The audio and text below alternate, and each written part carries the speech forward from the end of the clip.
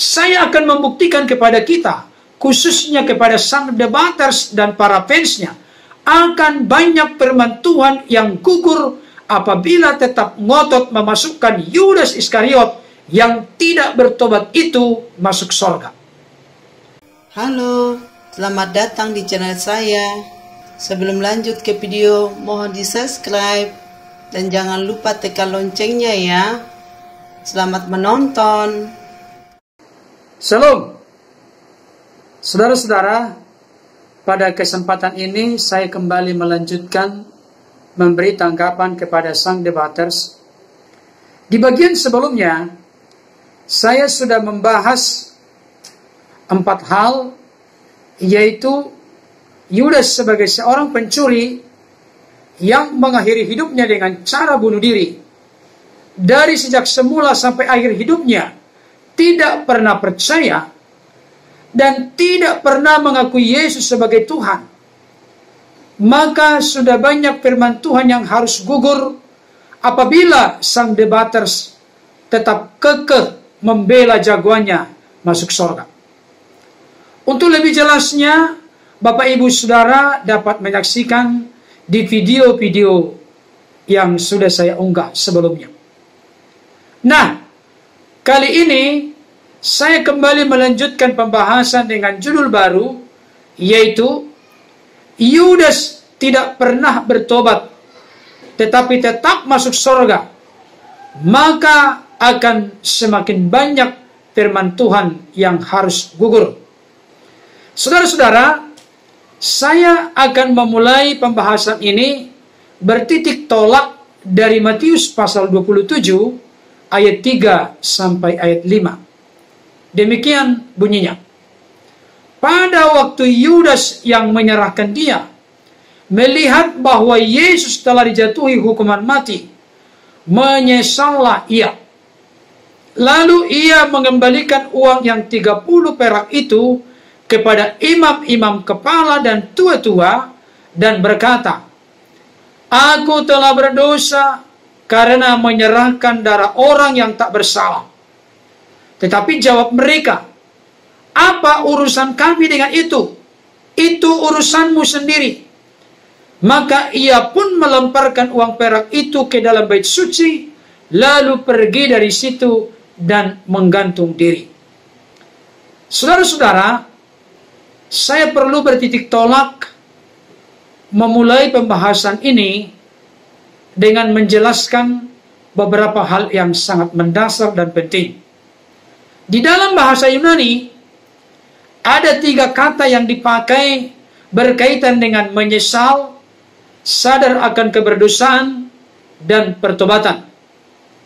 Yang pertama, kata metamelomai, artinya adanya penyesalan telah melakukan sebuah kesalahan atau kejahatan.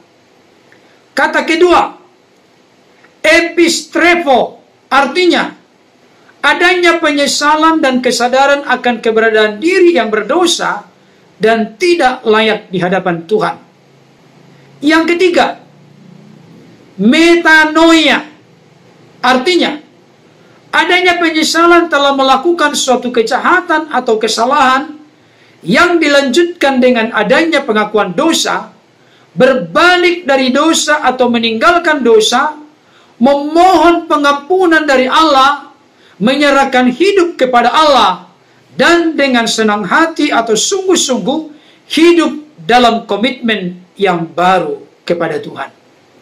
Nah, dari ketiga kata Yunani ini, ternyata Yudas Iskariot tidak pernah sampai kepada epistrepo, apalagi sampai kepada metanoia. Kalau kita melihat kata menyesal di dalam Matius pasal 27 ayat 3 yang sudah saya bacakan tadi, maka kata Yunani yang dipakai adalah metamelomai. Yang Yudas lakukan hanya sebatas metamelomai, yaitu menyesal telah melakukan kejahatan atau kesalahan. Pertanyaannya, apakah setelah Yudas menyesal dilanjutkan dengan menyadari keberadaan dirinya yang berdosa dan kemudian mengakui dosanya di hadapan Tuhan dan akhirnya meninggalkan dosa-dosa tersebut serta menyerahkan hidupnya kepada Tuhan dan hidup dalam komitmen baru kepada Tuhan? Tentu tidak sama sekali.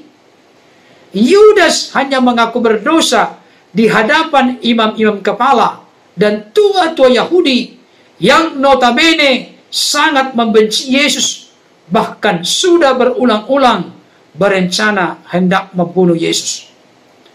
Bukan hanya itu, saudara-saudara, Yudas tidak datang kepada Tuhan. Yudas akhirnya mengakhiri hidupnya dengan cara menggantung diri. Dari kisah tragis Yudas ini semakin jelas menunjukkan kepada kita bahwa Yudas sama sekali tidak pernah bertobat sampai akhir hidupnya. Pertanyaan yang perlu menjadi renungan bagi setiap kita dimanapun berada. Apakah orang seperti Yudas Iskariot layak masuk surga, apalagi menjadi hakim di surga, padahal dari sejak dia dipilih menjadi murid tidak pernah bertobat sampai dia mengakhiri hidupnya dengan cara gantung diri? Saudara-saudara, saya pikir hanya kebodohan dan kesesatan semata dalam memahami firman Tuhan yang selalu ngotot memasukkan sosok seperti Yudas masuk surga. Nah, saya akan membuktikan kepada kita, khususnya kepada sang debaters dan para fansnya, akan banyak firman Tuhan yang gugur apabila tetap ngotot memasukkan Yudas Iskariot yang tidak bertobat itu masuk surga. Yang pertama, Yohanes Pembaptis sangat menekankan betapa pentingnya bertobat, sebab kerajaan surga sudah dekat. Matius 3 ayat 2. Kedua, Yesus juga memberitakan hal yang sama dengan Yohanes Pembaptis. Matius 4 ayat 17, Yesus berkata, bertobatlah sebab kerajaan surga sudah dekat. Yang ketiga, kembali Yesus berkata, jika kamu tidak bertobat dan menjadi seperti anak kecil ini, kamu tidak akan masuk ke dalam kerajaan surga. Matius 18 ayat 3. Yang keempat, Yesus berkata, waktunya telah genap, kerajaan Allah sudah dekat, bertobatlah dan percayalah kepada Injil. Markus 1 ayat 15. Yang kelima, Yesus berkata, aku datang bukan untuk memanggil orang benar, tetapi orang berdosa, supaya mereka bertobat.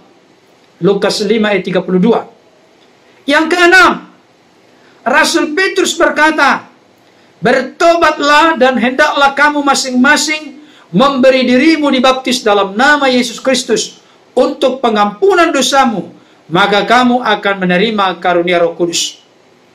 Kisah Para Rasul 2 ayat 38. Yang ketujuh, Petrus kembali berkata, karena itu sadarlah dan bertobatlah supaya dosamu dihapuskan. Kisah Para Rasul 3 ayat 19. Yang kedelapan, Rasul Paulus juga berkata, tetapi oleh kekerasan hatimu yang tidak mau bertobat, engkau menimbun murka atas dirimu sendiri pada hari waktu mana murka dan hukuman Allah yang adil akan dinyatakan. Roma 2 ayat 5. Kesembilan, kembali Petrus berkata, Tuhan tidak lalai menepati janjinya, sekalipun ada orang yang menganggapnya sebagai kelalaian. Tetapi ia sabar terhadap kamu, karena ia menghendaki supaya jangan ada yang binasa, melainkan supaya semua orang berbalik dan bertobat.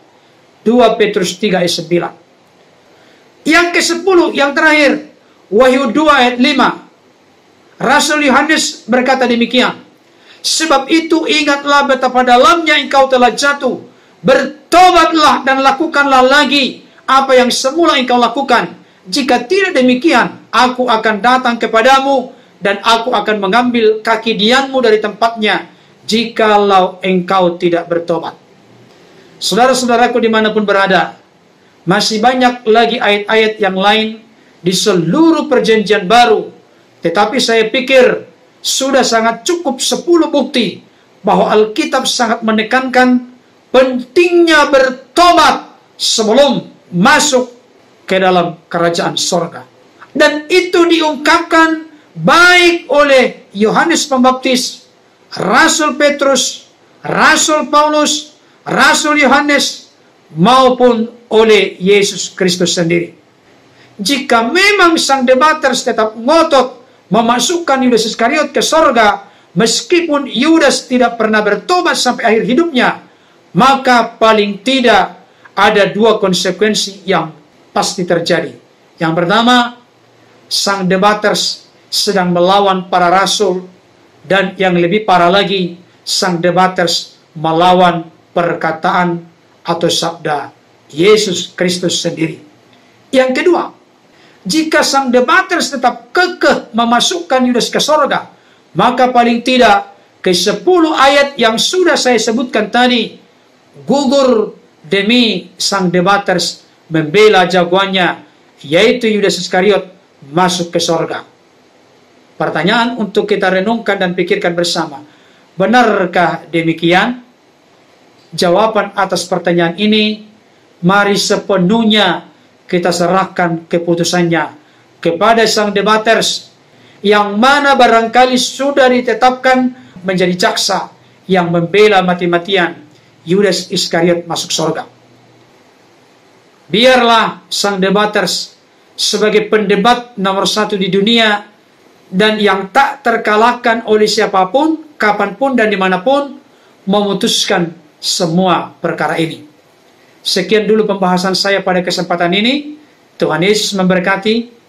Amin. Terima kasih banyak sudah menonton. Jangan lupa di subscribe ya.